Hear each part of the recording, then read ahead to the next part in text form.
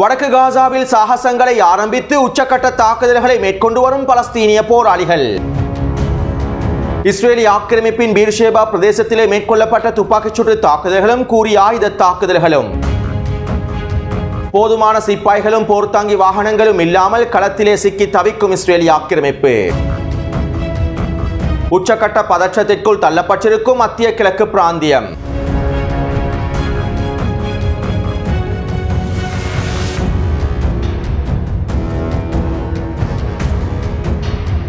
October 7ஆம் தேதி ஆரம்பிக்கப்பட்ட அல்-அக்ஸா வெள்ளப் போரானது இஸ்ரேலி ஆக்கிரமிப்பினுடைய அழிவின் ஆரம்பமாகவே அமைந்துள்ளது. பல தசாப்தங்களாக இஸ்ரேலி ஆக்கிரமிப்பு பலஸ்தீனிய மக்களுக்கு எதிரான தாக்குதல்களை தொடர்ந்தது. பலஸ்தீனிய மக்களுக்கு எதிரான முற்றுகையினை தொடர்ந்து பலஸ்தீனிய மக்களின் உரிமைகளை மீறி இருந்தது. பலஸ்தீனிய மக்களுடைய உரிமைகளையும் நிலங்களையும் சுதந்திரத்தையும் அபகரித்து இஸ்ரேலி ஆக்கிரமிப்பு கொடூரமான தாக்குதல்களை மேற்கொண்டு வந்தது. இதன் வெளிப்பாட்டால் தான் அக்டோபர் 7ஆம் தேதி அல்-அக்ஸா வெள்ளப் போரானது ஆரம்பிக்கப்பட்டிருந்தது. மேலும் இந்த அக்டோபர் 7ஆம் தேதி தாக்குதலானது சர்வதேச ரீதியில் இஸ்ரேலி ஆக்கிரமிப்புக்கு பேரழிவை ஏற்படுத்திய தாக்குதலாகும். அது மட்டுமல்லாமல் சர்வதேச ரீதியில் அக்டோபர் 7ஆம் தேதி இஸ்ரேலி ஆக்கிரமிப்பின் மிகப்பெரிய தோல்வியாகவும் கருதப்படுகின்றது. எனவே சர்வதேச ரீதியில் ஏற்பட்டிருக்கக்கூடிய இந்த நிலைமையினை மாற்றுவதற்காகவும் அவர்களுடைய தோல்வியினை மறைப்பதற்காகவும் இந்த வருட அக்டோபர் 7ஆம் தேதியை இஸ்ரேலி ஆக்கிரமிப்பு பயன்படுத்திக் கொள்ளப் போகின்றது. மேலும் இதன் மூலமாக கடந்த வருட அக்டோபர் 7ஆம் தேதி தாக்குதல்களை முழுமையாக மூடி மறைக்க முடியும் என்றும் சர்வதேச ரீதியில் அதனுடைய தோல்விகளை மறைத்து வெற்றி மாயைகளை காண்பிக்க முடியும் என்றும் இஸ்ரேலி ஆக்கிரமிப்பு முயற்சி செய்து வேலை திட்டங்களை முன்னெடுத்து வருகின்றது.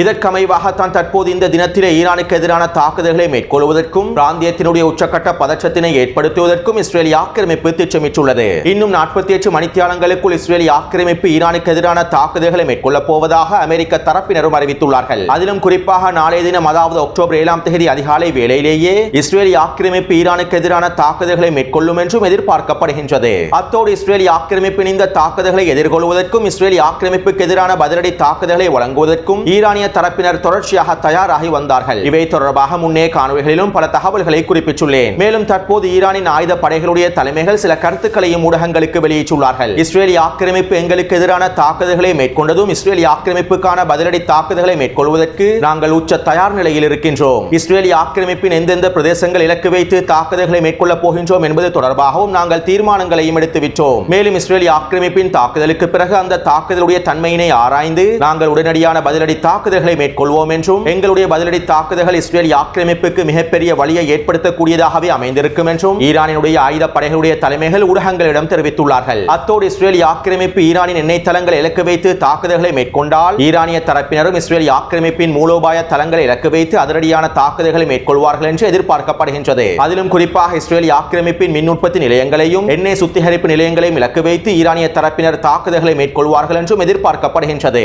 ஆனால் நான் முன்னே காணொளிகளில் குறிப்பிட்டதை போன்று இஸ்ரேலி ஆக்கிரமிப்பு ஈரானின் மூலோபாய தளங்களை இலக்கு வைத்து தாக்குதல்களை மேற்கொள்வதற்கான வாய்ப்புகள் குறைவாகவே இருக்கின்றன. ஈரானின் சில ராணுவ தளங்களை இலக்கு வைத்து படுகொலை தாக்குதல்களை மேற்கொள்வதற்கான வாய்ப்புகள் அதிகமாக இருக்கின்றன. எனவே இது எவ்வாறு இருப்பினும் இன்னும் 48 மணித்தியாலங்களுக்குள் அல்லது 24 மணித்தியாலங்களுக்குள் இஸ்ரேலி ஆக்கிரமிப்பின் தாக்குதல்கள் எவ்வாறு அமைந்துள்ளது என்பது பற்றி எங்களுக்கு முழுமையாக தெரிந்து கொள்ளலாம்.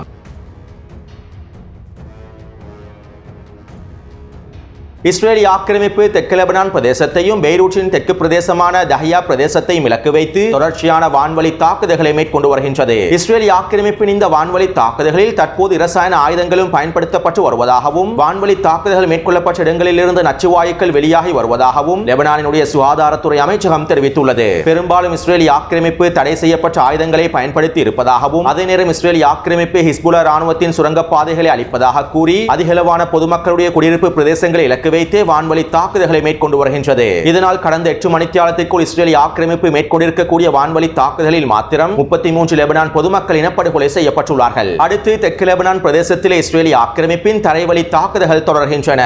அவிவிம் பிரதேசத்தினூடாக நுழைந்திருக்கக்கூடிய இஸ்ரேலி ஆக்கிரமிப்பு ராணுவம் தெற்கு லெபனானின் யாரோன் பிரதேசத்தையும் மெரோனல் ராஸ் பிரதேசத்தையும் அடைந்துள்ளது. மேலும் கடந்த 24 மணித்தியாலங்களுக்குள் குறித்த பகுதியினூடாக இஸ்ரேலி ஆக்கிரமிப்பு 100 மீட்டர் அளவில் நகர்ந்துள்ளது. அதாவது எல்லையிலிருந்து இஸ்ரேலி ஆக்கிரமிப்பு தற்போது 300 மீட்டர் வரையிலே நகர்ந்துள்ளது. அது மட்டுமல்லாமல் யரோன் பிரதேசத்திலும் மெரோன் அல் ராஸ் பிரதேசத்திலும் இருக்கக்கூடிய குடியிருப்பு கட்டிடங்களையும் பள்ளி வாயில்களையும் ஏனைய பிரதேசங்களையும் இஸ்ரேலிய ஆக்கிரமிப்பு வெடிகுண்டு வைத்து முழுமையாக தகர்த்து வருகின்றது. காசாவிலே இஸ்ரேலிய ஆக்கிரமிப்பு எவ்வாறு குடியிருப்பு பிரதேசங்களை தரைமட்டமாக்கியதோ அதே போன்றே தெற்கு லெபனானுக்குள்ளும் இஸ்ரேலிய ஆக்கிரமிப்பு குடியிருப்பு பிரதேசங்களை தரைமட்டமாக்கி வருகின்றது. அத்தோடு இஸ்ரேலிய ஆக்கிரமிப்பு யரோன் பிரதேசத்திலே சில சுரங்கவழி பாதைகளை கண்டுபிடித்துள்ளது. 30 மீட்டர் அளவில் இருக்கக்கூடிய சிறிய சுரங்கவழி பாதைகளையே கண்டுபிடித்துள்ளது. மேலும் குறித்த சுரங்கவழி பாதைகளில் சிறிய அளவிலான ஆயுதங்களையும் கண்டுபிடித்துள்ளது. இந்த சிறிய சுரங்கவழி பாதையானது பதுங்குவதற்காக பயன்படுத்தக்கூடிய சுரங்கவழி பாதை என்றும் லெபனான் ஊடகங்களும் குறிப்பிட்டுள்ளன.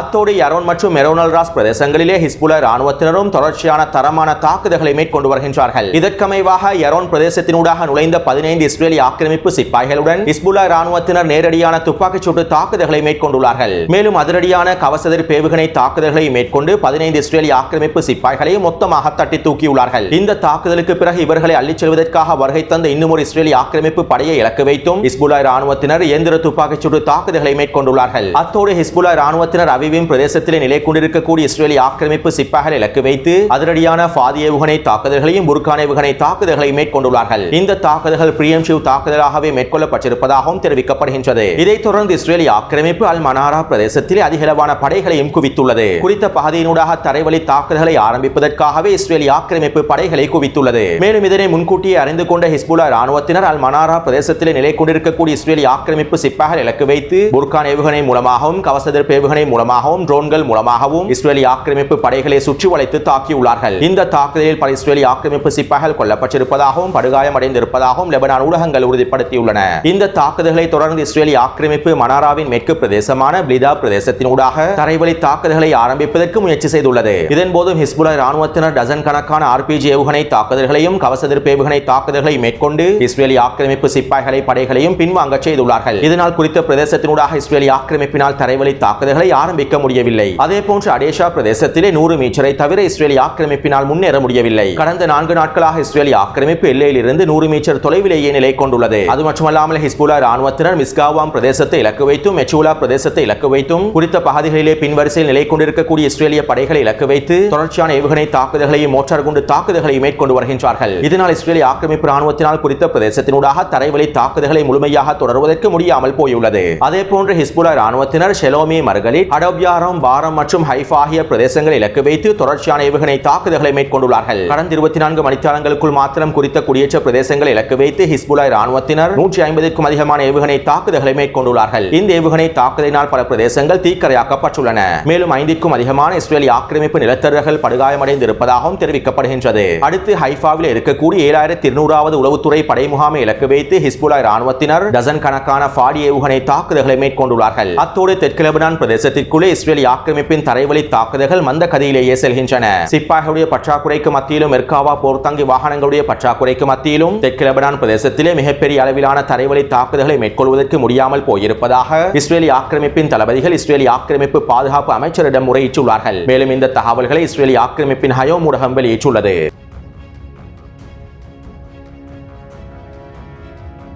கடந்த 24 மணித்தியாலத்திற்குள் இஸ்ரேலிய ஆக்கிரமிப்பு காசா முழுவதும் முக்கியமான வான்வழி தாக்குதல்களை மேற்கொண்டு வருகின்றது. பலஸ்தீனிய பொதுமக்களையும் பெண்களையும் இலக்கு வைத்து இஸ்ரேலிய ஆக்கிரமிப்பு உக்கிரமான வான்வழி தாக்குதல்களை மேற்கொண்டு வரக்கூடிய இந்த சூழ்நிலையில் பீர்ஷேபா பிரதேசத்திலே பலஸ்தீனிய நபர் ஒருவர் இரட்டை தாக்குதல்களை மேற்கொண்டுள்ளார். அதாவது கூறிய ஆயுதங்களின் மூலமாகவும் துப்பாக்கிகள் மூலமாகவும் இந்த தாக்குதலை மேற்கொண்டுள்ளார். பீர்ஷேபாவினுடைய பேருந்து தரிப்பிடத்திலே நிலை கொண்டிருந்த இஸ்ரேலிய ஆக்கிரமிப்பு பெண் சிப்பாயை இலக்கு வைத்து குறித்த பலஸ்தீனிய நபர் தாக்குதல்களை மேற்கொண்டுள்ளார். கூறிய ஆயுதங்களினால் இஸ்ரேலிய ஆக்கிரமிப்பு சிப்பாயை தாக்கியுள்ளார். இந்த தாக்குதலில் குறித்த பெண் சிப்பாய் அழிக்கப்பட்டுள்ளார். இதைத் தொடர்ந்து குறித்த பெண் சிப்பாயினுடைய ஆயுதங்களை கைப்பற்றி பலஸ்தீனிய நபர் துப்பாக்கிச் சூட்டு தாக்குதல்களை மேற்கொண்டுள்ளார். இந்த தாக்குதல்களில் தற்போது வரை 23 பேர் படுகாயமடைந்துள்ளார்கள். மேலும் 2 பேர் படுகொலை செய்யப்பட்டுள்ளார்கள். அது மட்டுமல்லாமல் 4 பேருடைய நிலைமையானது கவலைக்கிடமாக இருப்பதாகவும் இஸ்ரேலிய ஆக்கிரமிப்பு ஊடகங்கள் குறிப்பிட்டுள்ளன. காசாவில் இஸ்ரேலிய ஆக்கிரமிப்பு பலஸ்தீனிய பெண்கள் மீதும் குழந்தைகள் மீதும் மேற்கொண்டு வரக்கூடிய இனப்படுகொலை தாக்குதல்களை தாங்கிக் கொள்ள முடியாமலேயே இந்த பலஸ்தீனிய நபர் இவ்வாறான தாக்குதல்களை மேற்கொண்டிருப்பதாகவும் தெரிவிக்கப்படுகின்றது. வருகின்றது. அது மட்டுமல்லாமல் வெஸ்ட் பேங்க் பிரதேசத்திலே பலஸ்தீனிய போராளிகள் தாக்குதலுடைய வீரியத்தையும் அதிகப்படுத்தியுள்ளார்கள். அல்-அக்ஸா வெள்ள போரின் முதலாவது வருட நினைவு தினத்தையொட்டி பலஸ்தீனிய போராளிகள் வெஸ்ட் பேங்க் பிரதேசம் முழுவதும் உச்சக்கட்ட தாக்குதல்களையும் ஆரம்பித்துள்ளார்கள். இதற்கமைவாக துல்கராம் பிரதேசத்திலே இஸ்ரேலிய ஆக்கிரமிப்பு படைகளை இலக்கு வைத்தும் போர் வாகனங்களை இலக்கு வைத்தும்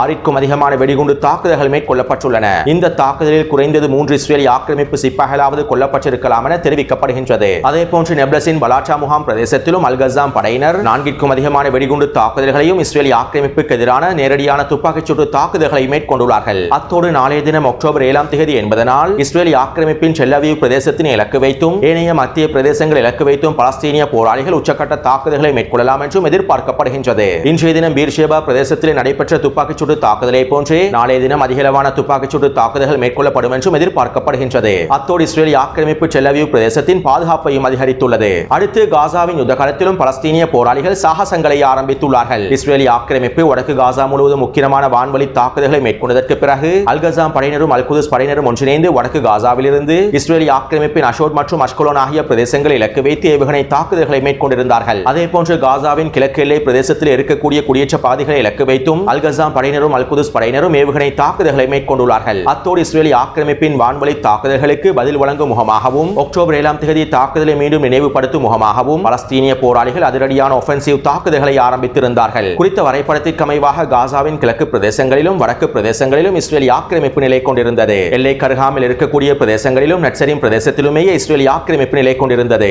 எனவே பலஸ்தீனிய போராளி குழுக்கள் அனைவரும் ஒன்றிணைந்து நிலை கொண்டிருக்கக்கூடிய இஸ்ரேலிய ஆக்கிரமிப்பு சிப்பாய்களுக்கு எதிராக ஒஃபென்சிவ் தாக்குதல்களை தரைவழி தாக்குதல்களை ஆரம்பித்துள்ளார்கள். அத்தோடு இஸ்ரேலிய ஆக்கிரமிப்பு வடக்கு காசாவிலே தரைவழி தாக்குதல்களை ஆரம்பிப்பதற்கு திட்டமிட்டிருக்கவில்லை. வடக்கு காசாவிலே வான்வழி தாக்குதலை முழுமையாக மேற்கொண்டு வடக்கு காசாவில் இருக்கக்கூடிய பலஸ்தீனிய மக்கள் அனைவரையும் முழுமையாக வெளியேற்ற வேண்டும் என்ற இஸ்ரேலிய ஆக்கிரமிப்பு திட்டமிட்டிருந்தது. இருப்பினும் பலஸ்தீனிய போராளிகள் தரைவழி தாக்குதல்களை ஒஃபென்சிவ் தாக்குதல்களை ஆரம்பித்ததனால் இஸ்ரேலிய ஆக்கிரமிப்பு படைகளினாலும் தரைவழி தாக்குதல்களை ஆரம்பிக்க வேண்டிய சூழ்நிலை ஏற்பட்டுவிட்டது. அது மட்டுமல்லாமல் அதிகளவான படைகள் தெற்கு லெபனான் பிரதேசத்திலே களமிறக்கப்பட்டிருப்பதனால் ஒரு சில படைகள் மாத்திரமே வடக்கு காசா எல்லையிலும் நிலை கொண்டிருக்கின்றன. எனவே குறிப்பிடத்தக்க இந்த படைகளை வைத்துக் கொண்டே இஸ்ரேலிய ஆக்கிரமிப்பும் தரைவழி தாக்குதலை எதிர்கொள்ள வேண்டிய சூழ்நிலைக்கு தள்ளப்பட்டுள்ளது. இந்த தாக்குதலின் ஆரம்பமாக அல்-கஸாம் படையினரும் அல்-குதுஸ் படையினரும் அல்-அக்ஸா படையினரும் ஒன்றிணைந்து நெட்சரின் பிரதேசத்தில் இருக்கக்கூடிய இஸ்ரேலிய ஆக்கிரமிப்பு சிப்பாய்களையும் போர்த்தாங்கி வாகனங்களையும் கட்டளை தளங்களையும் இலக்கு வைத்து அதிரடியான 30க்கும் அதிகமான மோட்டார் குண்டு தாக்குதல்களையும் ஏவுகணை தாக்குதல்களையும் மேற்கொண்டுள்ளார்கள். மேலும் பெய்ச்சனூன் வடக்கு பிரதேசம், கிழக்கு பிரதேசம், ஜபலியானுடைய கிழக்கு பிரதேசம் என பலஸ்தீனிய போராளிகள் உச்சக்கட்ட தாக்குதல்களை மேற்கொண்டுள்ளார்கள். இதற்கமைவாக அல்-கஸாம் படையினரும் அல்-குதுஸ் படையினரும் பெய்ச்சனூன் கிழக்கு பிரதேசத்தில் அதிரடியாக களமிறங்கி